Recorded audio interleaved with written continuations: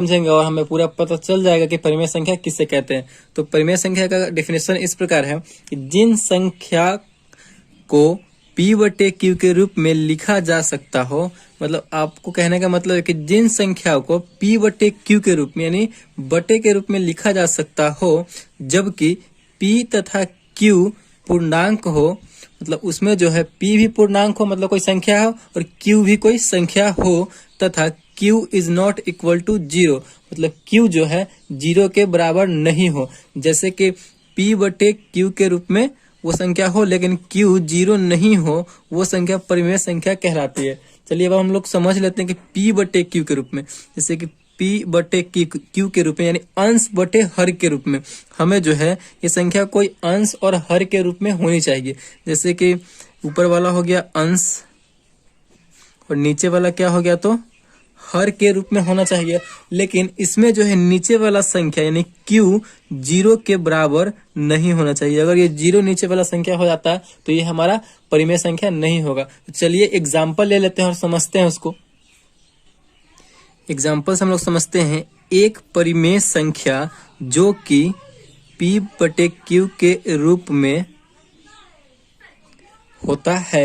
एक परिमेय संख्या जो कि p बटे q के रूप में होता है, जिसमें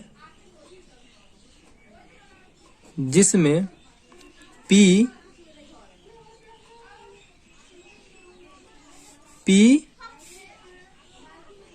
तथा q p अंश तथा q को हर कहते हैं। एक परिमेय संख्या जो कि p बटा q के रूप में होता है, जिसमें p हमारा अंश हो जाएगा और q हमारा क्या हो जाएगा, तो हर हो जाएगा। इस बात को हमें ध्यान रखना है। तो चलिए ये p बटे q यानी ऊपर वाला हमारा क्या हो गया, अंश हो गया और नीचे वाला हमारा हर हो गया। चलिए एग्जाम्पल कोई भी एग्जाम्पल ले लेते हैं जो कि हमारा p बटे q के रूप में होना चाहिए।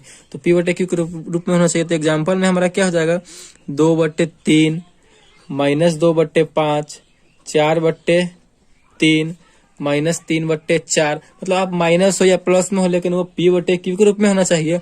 और ये नीचे वाला q यानी हर हमारा 0 नहीं होना चाहिए। जैसे कि 2/0 ये हमारा परिमेय संख्या नहीं होगा। ठीक, ऐसे हम इसको हम परिमेय संख्या नहीं बोलेंगे क्योंकि ये 0 नीचे आ जा रहा है और हमें पहले बताया गया है कि q is not equal to 0, यानी कि हर जो है q 0 के बराबर नहीं होना चाहिए। ठीक, तो आई होप ये आपको समझ में आ गया होगा। एक भी हमारा परिमेय संख्या है, 2 भी हमारा परिमेय संख्या और अकेला 0 भी हमारा परिमेय संख्या है। क्योंकि एक है तो एक के नीचे कुछ भी नहीं तो इसे हम एक के नीचे एक लिख सकते हैं, 2 के नीचे कुछ भी नहीं तो इसके नीचे हम एक लिख सकते हैं। यानी ये जो है p बटे q के रूप में हो गया, ये भी हमारा p बटे q के रूप में हो गया। 0 है, 0 के नीचे कुछ भी नहीं है तो इसके नीचे हम एक लिख सकते हैं, तो ये भी हमारा p बटे q के रूप में हो गया। और जो भी p बटे q के रूप में है यानी अंश बटे हर के रूप में है तो वो हमारा परिमेय संख्या होता है। आई होप परिमेय संख्या आपको बहुत ही अच्छे से समझ में आ गया होगा। चलिए अब अपरिमेय संख्या को समझते हैं कि अपरिमेय संख्या किसे कहते हैं। तो अब हम लोग समझते हैं कि अपरिमेय संख्या किसे कहते हैं। तो सबसे पहले अपरिमेय संख्या को हम लोग इंग्लिश में इरेशनल नंबर बोलते हैं और इसका डेफिनेशन कुछ इस प्रकार है। तो डेफिनेशन को समझ लेते हैं। वैसी सभी संख्याएं जिसे p बटे q के रूप में प्रकट नहीं किया जा सके। आई होप हमने परिमेय संख्या में आपको अच्छे से समझा दिया कि p बटे q का मीनिंग क्या है, अर्थ क्या है। यानी अंश बटे हर के रूप में इसे प्रकट नहीं किया जा सकता है, मतलब इसे अंश बटे हर के रूप में नहीं लिखा जा सके, उसे अपरिमेय संख्याएं कहते हैं। ठीक, जैसे कि आप ले लीजिए √2 √3 √5 √8, मतलब कुछ भी ले लीजिए रूट में, तो उस संख्या को हम लोग अपरिमेय संख्या बोलेंगे। जैसे कि ये जो संख्या है ये अपरिमेय संख्या है। ठीक, और इसमें हो गया आपका पाई को भी हम अपरिमेय संख्या ही बोलते हैं, लेकिन पाई का जो मान होता है 22/7 इसे हम लोग परिमेय संख्या बोलते हैं। तो इसे ऐसा क्यों बोलते हैं, जैसे कि आपको देखिए 22/7 जो है पाई का मान है, तो ये जो 22/7 है ये संख्या में इसका मान है। इसमें पहला बात तो होगा कि ये संख्या में इसका मान है 22/7 और 22/7 को p बटे q के रूप में लिखा गया है, तो इसलिए 22/7 को हम परिमेय संख्या बोलते हैं। लेकिन उसी 22/7 जो पाई जो होता है, पाई का वैल्यू, पाई जो होता है, पाई को हम अपरिमेय संख्या बोलते हैं, जो कि ये वृत्त का व्यास होता है, वृत्त का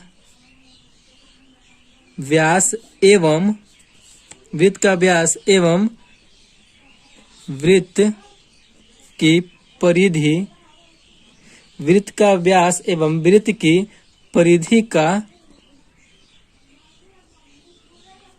अनुपात है। ये जो पाई है ये वृत्त की व्यास एवं वृत्त की परिधि का अनुपात है। मतलब इसका जो वैल्यू है, इसका जो ये वृत्त में पाई का वैल्यू जो है ये मतलब अनुमानित है, पूरा रूप से अनुमान नहीं है। ठीक, पूरा रूप से अनुमानित नहीं है, इसीलिए पाई को जो है शुद्ध मान पाई का नहीं है उसमें, इसीलिए पाई को अपरिमेय संख्या, और पाई के जो मान 22/7 है उसे हम लोग परिमेय संख्या बोलते हैं। तो आई होप आपको ये समझ में आ गया होगा अपरिमेय संख्या। वैसी सभी संख्याएं जिसे p बटे q के रूप में नहीं लिखा जा सकता है उसे अपरिमेय संख्या कहते हैं। तो अगर ये वीडियो आपको अच्छा लगा हो तो प्लीज चैनल को सब्सक्राइब कीजिएगा और लाइक कीजिएगा। Thank you.